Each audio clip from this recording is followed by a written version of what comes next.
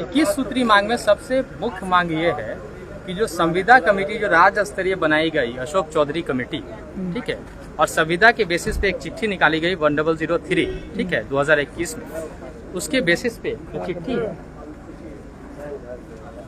ये जो चिट्ठी है, सब दो चार लोग इधर आ जाइए, सब लोग आ जाइए, थोड़ा सा झुंड में खड़े हो जाइए। तो ये जो चिट्ठी है, ये देख लीजिए चिट्ठी, ये 1003 दिनांक 22/1/2021 को निकली संविदा कर्मियों के लिए सुविधाएं अनुमान किए गए।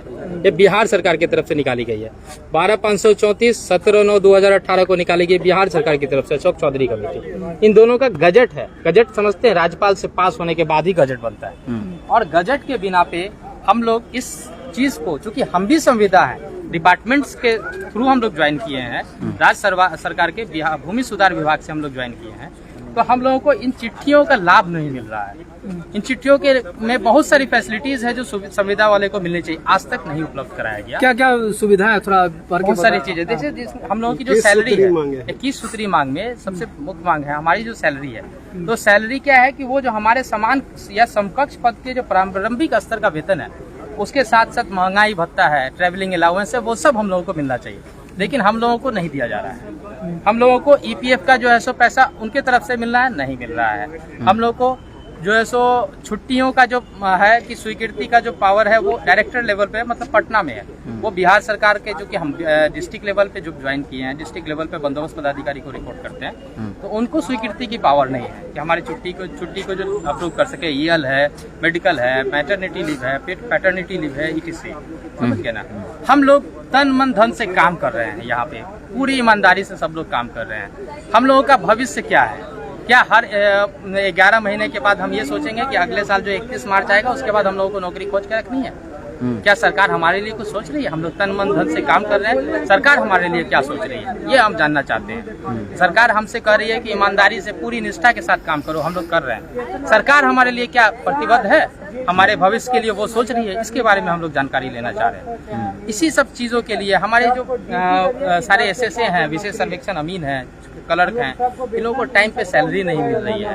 एक तो कुछ मिल नहीं रहा है, जो मिल रहा है जो छोटा सा रिमनरेशन जिसको बोलेंगे, भत्ता जिसको बोलते हैं, या मानदेय बोलिए, उसी को वेतनमान बोलिए, जो मिल रही है वो टाइम पे नहीं मिल रही है। 6 महीना, 7 महीना, 5 महीना टाइम टू टाइम नहीं मिल रही है। यही सब मुद्दे हैं। मेन मुद्दा यही है, हम लोगों को जो राज्य स्तरीय कमेटी का जो सुविधा है वो मिलना स्टार्ट हो जाए। सबसे बड़ा मुद्दा हमारा यही है, और हमारे भविष्य के लिए सरकार क्या सोच रही है ये जानना चाहते हैं। क्या हम लोग के 60 साल करेंगे ये लोग? अगर तक करेंगे, हम लोग की जो एक्सटेंशन है वो पूरा 7 साल तक कर दें। जब हम लोग को हर साल 2 साल से बढ़ा रहे हैं, हर मार्च में बढ़ाते हैं, तो क्यों नहीं एक बार 60 साल कर दिए? हम कहाँ कह रहे हैं कि हमको अस्थायी कीजिए, हम कह रहे हैं हमको अस्थायी वेतनमान नहीं दीजिए, लेकिन हम लोग 60 साल तक कर दीजिए। जो आप देते हैं कंसोलिडेटेड, जो हम लोगों को फिक्स अमाउंट देते हैं, उसका जो सिस्टम है, जैसे जैसे इंक्रीमेंट होता है हर साल जो सिस्टम है संविदा का, वो बढ़ाइए, लेकिन हम लोगों को 60 साल तक कर दीजिए। हम लोग अपने भविष्य के लिए बहुत डिफरेंट SSA हैं, अलग अलग सोच रहे हैं, परेशान हैं, उनके बाल बच्चे हैं, बीवी है, घर है, परिवार है, सब चिंतित है। एक आदमी अगर परेशान है तो समझ लीजिए उनके पीछे कम से कम 10 फैमिली परेशान है, 10 लोग परेशान है, और 10 लोग यही सोच रहे हैं कि हमारा भविष्य कहाँ जाएगा। एक तो महंगाई का ये दौर है, और महंगाई के दौर में एक बहुत छोटा सा अमाउंट वेतनमान के रूप में मिल रहा है, वो भी टाइम पे नहीं मिल रहा है, और उनके साथ उनका नौकरी फिक्स है। इन सब चीजों के लिए हमारे अध्यक्ष महोदय यहाँ पे हैं, संघ के महासंघ के अध्यक्ष हैं, उनसे कुछ हम विशेष आग्रह। क्या शुभ नाम हुआ? मेरा नाम हेशाम फरीदी। सर्वथा गलत है, ऐसा नहीं होना चाहिए। आज जो ये लोग धरना पर बैठे हुए हैं, सब पढ़े लिखे, सब इंजीनियर हैं, और नौकरी के चलते ये संविदा को भी स्वीकार किए हुए, जबकि सरकार को चाहिए कि परमानेंट बहाली निकालती, परमानेंट इन लोगों का जॉब देती, तो इन लोगों का घर परिवार सब चलता। आज ये लोग जो है दर दर की ठोकर खा रहे हैं। 5 महीना से इन लोगों का वेतन लंबित है, EPF जो है उसको नहीं जोड़ा जा रहा है, और जो सुविधा, जो छुट्टी का सुविधा है वो नहीं दिया जा रहा है। महिलाओं को जो है 2 दिन का विशेष अवकाश मिलता है, वो नहीं दिया जा रहा है। ये सरकार की जो है गलत नीति है। महासंघ इसका घोर निंदा करती है, और महासंघ अनुरोध करती है सरकार से कि जल्द से जल्द इन लोगों को परमानेंट किया जाए, संविधान आधारित नहीं रखा जाए।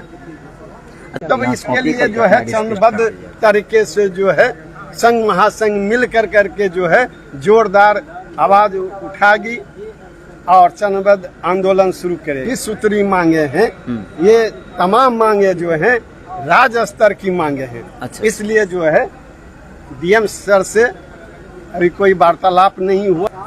सूचना दिया गया है कि 1 तारीख से जो है ये तमाम जितने भी संविदा कर्मी हैं, बिहार विशेष सर्वेक्षण संविदा कर्मी संघ के द्वारा जो दिया जा रहा है वो दिनांक 1 जून से दिया जा रहा है। अच्छा। और आज ये तीसरा दिन है।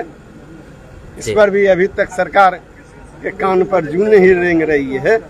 सरकार वही अच्छा सरकार है जो अपने प्रजा को जो है सुख शांति से रखे, उसको हर सुविधा मुहैया कराए और अस्थायी नौकरी दे।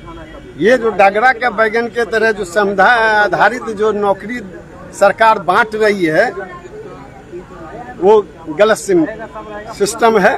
जबकि सेवा संहिता के अनुसार भी जो है उसमें लिखा हुआ है कि आधा जो है आप अस्थायी कीजिए, आधा अगर नहीं उपलब्ध है तब संविदा। लेकिन ये यहाँ तो सरकार अपना मनमानी कर रही है, जो मन सो अपना नियम बना रही है। इन लोगों को ठग रही है कि हम तुमको नौकरी दे दिए। चुनाव के समय तो बड़के वादे करते हैं सरकार कि हम ये नौकरी दे रहे हैं, वो नौकरी दे रहे हैं। क्या यही भिखमंगा वाले नौकरी दे रहे हैं कि जिससे जो है 1 जून की रोटी भी नहीं मिल सके? ये कितनी खराब स्थिति कर दिया गया है बिहार में संविदा आधारित नियुक्ति करके। इसलिए मैं सरकार से अनुरोध करूंगा कि जल्द से जल्द जो है इनकी 21 सूत्री मांगे जो है उसकी पूर्ति करें और साथ ही साथ जो है इन लोगों को जो है सरकारी सेवक का दर्जा दें और अस्थायी नियुक्त करें। चलिए, धन्यवाद। इसके लिए तमाम मीडिया कर्मी को हमारे तरफ से जो आप लोग आए और यहाँ के समाचार को संग्रहित करके प्रेस मीडिया में दीजिएगा, इसके लिए बहुत बहुत धन्यवाद। और यहाँ के जितने भी क्रांतिकारी सर्वेक्षण संबंधी कर्मी जो हड़ताल पर हैं उनको भी बहुत बहुत धन्यवाद। लाल सलाम महासंघ गोप गुट जिंदाबाद जिंदाबाद। मेरा नाम चंद्रशेखर मंडल, बिहार राज्य व राजपत्रित कर्मचारी महासंघ के सम्मानित अध्यक्ष। हम लोग विशेष सर्वेक्षण कर्मी हैं। मैं यहाँ पे सहायक बंदोबस्त पदाधिकारी के पद पे नियुक्त हूँ। अभी फिलहाल हमारी मांग जो थी कुछ थी, हमारा सैलरी बहुत डिले हमें मिलता था। दूसरा हमारा 12,534 जो है जिसके आधार पे हमारी जॉब की ज्वाइनिंग हुई थी उसकी कोई भी सुविधा हमें नहीं दी जाती थी। तो हमारा मांग है 12,534 के आधार पे हमें वो सुविधाएं दी जाए जो हमारे उसमें है मातृत्व अवकाश, पितृत्व अवकाश या SL का विशेष अवकाश का प्रोविजन, वो कुछ भी हमें अभी नहीं मिलता है। और अगर मातृत्व अवकाश या पितृत्व का अवकाश मिलता है तो वो डायरेक्टेड लेवल से हमें दिया जाता है, उसकी स्वीकृति वहाँ से होती है। तो हमारे पास वो टाइम लिमिटेशन नहीं होता है कि हम वहाँ जा करके वहाँ से ले करके फिर आएँ और फिर उसके बाद हम जाएँ छुट्टी में। तो हमारी मांग है कि वहाँ से वो ट्रांसफर करके हमारे बंदोबस्त पदाधिकारी को दिया जाए ताकि हम लोग इसे अतिशीघ्र ले पाएँ। और उसके बाद जो है हमारा जो वर्क प्रेशर है वो हमारी रैंप कहा जाता है कि हमारे जो SSA है उनको बोला जाता है एक दिन में 200 और 250 खेसरा करने के लिए। आप ही बताइए कि 250 खेसरा SSA कैसे कर पाएंगे एक दिन में? ये तो हमें नहीं लगता है कि ये पॉसिबल है। इसके लिए अगर नहीं कर पाते हैं तो उनके लिए कहा जाता है, हमारे ऊपर प्रेशर दिया जाता है कि आप उनका सैलरी कट कीजिए। तो ये हमें भी दुख होता है, हमें मजबूरन उनकी सैलरी काटनी पड़ जाती है। जिनके साथ जो हमारे साथ उनका पारिवारिक माहौल हो गया, हम लोग एक ही साथ सुबह 10 बजे से लेकर 6 बजे तक हम लोग उनको फील्ड में काम करते हुए देखते हैं कि किस प्रेशर में आके वो लोग काम करते हैं, रैयतों की बातें सुनते हैं। कोई सुविधा उपलब्ध नहीं है। 30 किलोमीटर 25 किलोमीटर एक मौजा से दूसरे मौजा तक जाने में उनका लगता है। कोई हमें फ्यूल नहीं दिया जाता है, फिर भी वो दौड़ते रहते हैं वर्क प्रेशर में आकर के।